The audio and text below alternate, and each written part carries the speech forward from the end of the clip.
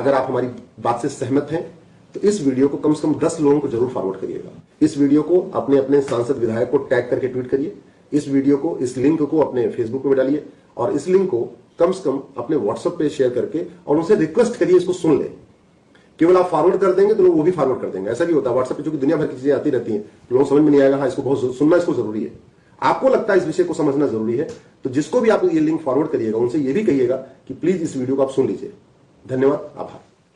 तो अगर कोई राज्य सरकार ये सोच रही है कि हम एनआरसी लागू करेंगे, तो सबसे पहले उसको असम में जो एनआरसी हुई थी उससे सीख लेना चाहिए। असम की सरकार ने पहले कोशिश किया था असम में एनआरसी लागू करने के लिए, और वो सुप्रीम कोर्ट के डायरेक्शन पे हुआ था, सुप्रीम कोर्ट की मॉनिटरिंग में हुआ था, बकायदा सुप्रीम कोर्ट लगातार मॉनिटर कर रहा था। इसके बावजूद असम की एनआरसी फेल हो गई, कोई नहीं निकाला गया। खूब लंबे समय तक कार्रवाई भी चली, सुनवाई भी चली, वहां पे ट्रिब्यूनल्स बन गए, सब कुछ हुआ, लेकिन सच्चाई है कोई निकाला नहीं गया। निकाला इसलिए नहीं गया क्योंकि भ्रष्टाचार हो गया वहां पे। ये घुसपैठिए ऐसे नहीं आते फ्री में, बॉर्डर पे 2000 रुपए देते हैं, पहले 1000 रुपए देते थे, अभी 2000 रुपए देते हैं। जब आते हैं तो ये जो कॉमन सर्विस सेंटर बना हुआ है ना, वहां जाके 2000 रुपए दे के आधार बनवाते हैं। जब आधार बन जाता है फिर 2000 रुपए देते हैं किसी दलाल को, राशन कार्ड बनवा लेते हैं। और जब 2 डॉक्यूमेंट हो जाता है फिर किसी दलाल को पकड़ते हैं, 2000 रुपए देते हैं, बर्थ सर्टिफिकेट बनवा लेते हैं।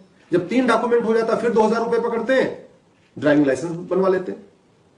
जब 4 डॉक्यूमेंट हो गया फिर किसी दलाल को पकड़ते हैं, 2000 रुपए देते हैं, वोटर आईडी में नाम जुड़वा लेते हैं।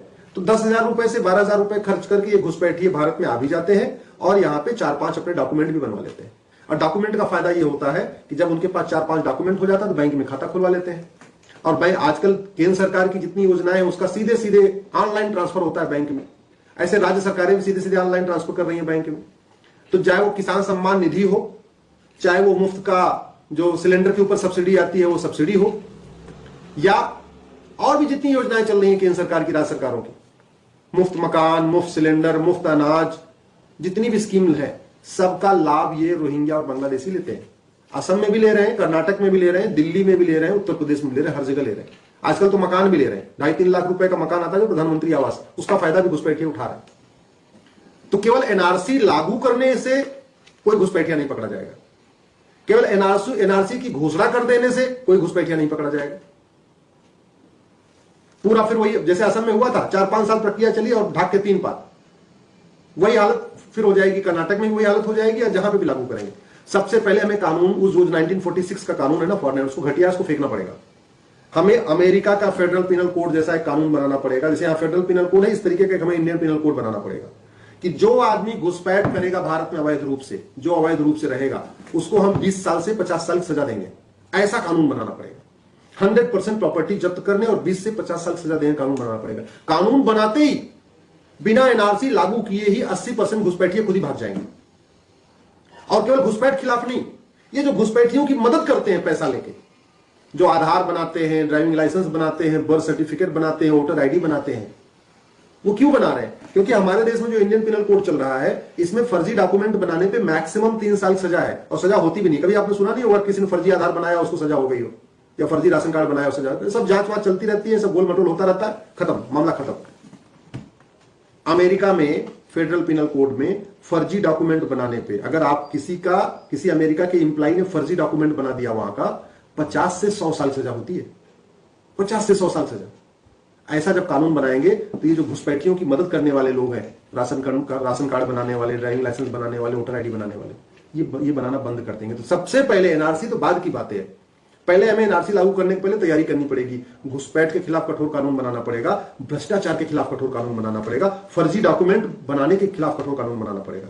जब फर्जी डॉक्यूमेंट बनेगा, भ्रष्टाचार खिलाफ कठोर कानून बनेगा, तो जो लोग बॉर्डर पे पैसा लेके उनको भेज रहे हैं वो पैसा लेना बंद करेंगे। जो अंदर आने पे डॉक्यूमेंट बना रहे हैं वो डॉक्यूमेंट बनाना बंद करेंगे। और फिर ये होगा कि भाई जो अवैध रूप से रहेगा उसको 20 से 50 साल सजा मिलेगी, तो ये अपने आप ही छोड़ के भाग जाएंगे। जब 80% भाग जाएंगे, वापस बांग्लादेश चले जाएंगे या रोहिंग्या चले जाएंगे, उसके बाद 20% को ढूंढना आसान हो जाएगा। नहीं तो अगर बिना तैयारी के हम फिर एनआरसी लागू करेंगे तो वही हालत होगी जो असम में हुई। बखेड़ा भी हुआ, सुप्रीम कोर्ट में तारीख पे तारीख भी पड़ी, सुप्रीम कोर्ट मॉनिटर भी करता रहा, अलग से वहां पे ट्रिब्यूनल भी बन गए, ट्रिब्यूनल का करोड़ों रुपए टैक्स पेयर्स के पैसे से सैलरी भी जा रही है, सब कुछ हुआ। असम में हजारों करोड़ रुपए खर्च हो गए एनआरसी के ऊपर और 1000 घुसपैठिए भी अब तक बाहर नहीं गए। सब फेल हो गया मामला, सब फेल हो गया।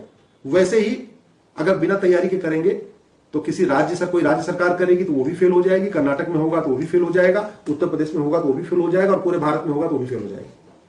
कहते नहीं है, बुआई के पहले जुताई गुड़ाई निराई की जाती है। बीज बोया जाता है तो सीधे सीधे खेत में से नहीं डाला जाता, पहले जुताई की जाती है, गुड़ाई की जाती है, निराई की जाती है, सफाई की जाती है, पहले खेत को तैयार किया जाता है, फिर उसमें बीज बोया जाता है, फिर अच्छी फसल होती है। हम लोग क्या करते हैं, सीए लागू करेंगे, कोई तैयारी नहीं किया। जो लोग सीए का विरोध कर सकते हैं उनके पास हजारों करोड़ की बेनामी प्रॉपर्टी है। प्रॉपर्टी को आधार से लिंक करने के लिए कानून बना दिया होता, जितने सीए विरोधी हैं, यूसीसी विरोधी हैं, या एनआरसी विरोधी हैं, सारे जेल में होते। हमने संपत्ति को आधार से लिंक करने का कानून नहीं बनाया तो जितने पाखंडी बाहर घूम रहे। अब बाहर घूम रहे तो सीए आया तो भी विरोध कर रहे हैं, एनआरसी आया तो भी विरोध कर रहे हैं, यूसीसी आया तो भी विरोध करेंगे, पॉपुलेशन कंट्रोल आया तो भी विरोध करेंगे। भ्रष्टाचार खिलाफ कठोर कानून बनाया होता, प्रॉपर्टी को आधार से लिंक किया होता, तो ये जितना आपका ये पीएफआई है और बाकी और दुनिया भर के संगठन है, इनके सारे लोग पकड़ में आ गए होते। लेकिन वो पकड़ में नहीं आए। कहीं यही हस्त्र दोबारा एनआरसी का ना हो जाए, इसलिए मैं सरकार से निवेदन करता हूं, सबसे पहले आप भ्रष्टाचारियों को फांसी देने, और फांसी देने को नहीं तो कम से कम 20 से 50 साल की सजा देने का कानून बनाइए और 100% प्रॉपर्टी जब्त करने को बनाइए। इस घटिया इंडियन पिनल कोड को बदलिए। ये केवल 22, भारत इतना बड़ा है और हमारे इंडियन पिनल कोड में केवल 22 चैप्टर है। अमेरिका हमसे बहुत छोटा है, मात्र 33 करोड़ पॉपुलेशन है, हमारा 1/5। अमेरिका की जनसंख्या हमसे 1/5 है, भारत की जनसंख्या अमेरिका के लगभग 5 गुना है। इसके बावजूद अमेरिका के फेडरल पिनल कोड में 122 चैप्टर है, 122 चैप्टर है। हमारे इंडियन पिनल कोड में मात्र 22 चैप्टर है। एकदम पुरानी हो चुकी है, 1860 में मैकाले ने बनाया था, तब से चल रही है। और इसी का नतीजा है जो क्राइम है वो क्लियरली डिफाइन नहीं है, तो डिस्ट्रिक्ट कोर्ट के जज उसकी अलग इंटरप्रिटेशन करते हैं, हाई कोर्ट जज अलग इंटरप्रिटेशन करते हैं, सुप्रीम कोर्ट जज अलग इंटरप्रिटेशन करते हैं, डिस्ट्रिक्ट कोर्ट वाले सजा देते हैं, हाई कोर्ट वाले छोड़ देते हैं, फिर सुप्रीम कोर्ट वाले कुछ और फैसला दे देते हैं। ये पूरा चल रहा है। सबसे पहले एनआरसी लागू करने के पहले एक बढ़िया, जैसे अमेरिका का फेडरल पिनल कोड है, इसी तर्ज पे एक भारत में इंडियन पिनल कोड बनाना पड़ेगा।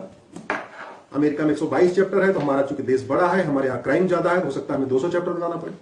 लेकिन एक एक अपराध का एक एक चैप्टर, घुसपैठ नियंत्रण पे एक चैप्टर, फर्जी डॉक्यूमेंट बनाने पे एक चैप्टर, करप्शन पे, घूसखोरी पे एक चैप्टर। इस तरीके से जो 40-50 हमने कानून बना रखा है ना, घूसखोरी का अलग कानून, जमाखोरी का अलग कानून, मिलावटखोरी अलग कानून, कालाबाजारी अलग, जो दुनिया भर का में मकड़जाल है, सारा मकड़जाल खत्म करना पड़ेगा। एक कानून बनाना पड़ेगा, इंडियन पिनल कोड, उसमें 200 चैप्टर हो, एक एक क्राइम पे, एक एक अपराध पे एक एक चैप्टर हो, जो अपराध है क्लियरली डिफाइन हो, सजा कठोर हो, प्रॉपर्टी जब्त करने का भी उसमें हो, 20 से 30 साल सजा देने का हो, तब 80% घुसपैठी अपने आप भाग जाएंगे। जो 20% बचे होंगे उनको पकड़ना आसान होगा। नहीं तो कर्नाटक में हम एनआरसी लागू करें या महाराष्ट्र में लागू करें, मैं गारंटी के साथ कहता हूं सफल नहीं होगा। हाँ, करदाताओं का पैसा जरूर खर्च हो जाएगा, अखबारों में न्यूज बन जाएगी, टीवी चैनलों पर डिबेट हो जाएगी, सब कुछ हो जाएगा, लेकिन कोई घुसपैठिया पकड़ा नहीं जाएगा। और पकड़ा भी जाएगा तो उसको high court, supreme court stay लगा के उसको बाहर भेजने नहीं देंगे।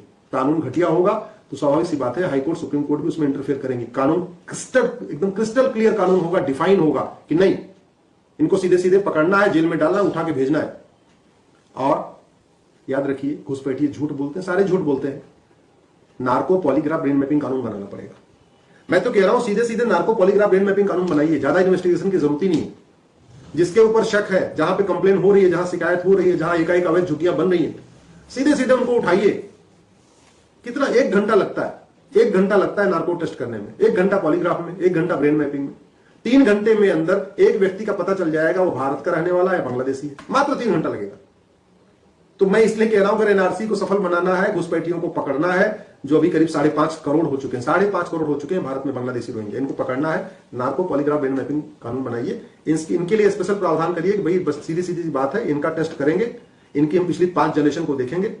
अगर जिसका नार्को पॉलीग्राफ ब्रेन मैपिंग में भी आ जाए कि हम ठीक है, वो भारत का रहने वाला नहीं और वो बांग्लादेशी है, रोहिंग्या है, इतना पर्याप्त है। और ज्यादा करना है तो भाई पूछ लो, भाई अपने पिछले 5 पीढ़ियों का नाम बता दो।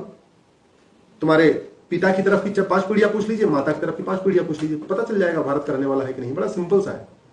अगर हम प्रोसेस ठीक नहीं करेंगे तो सालों साल लगेगा।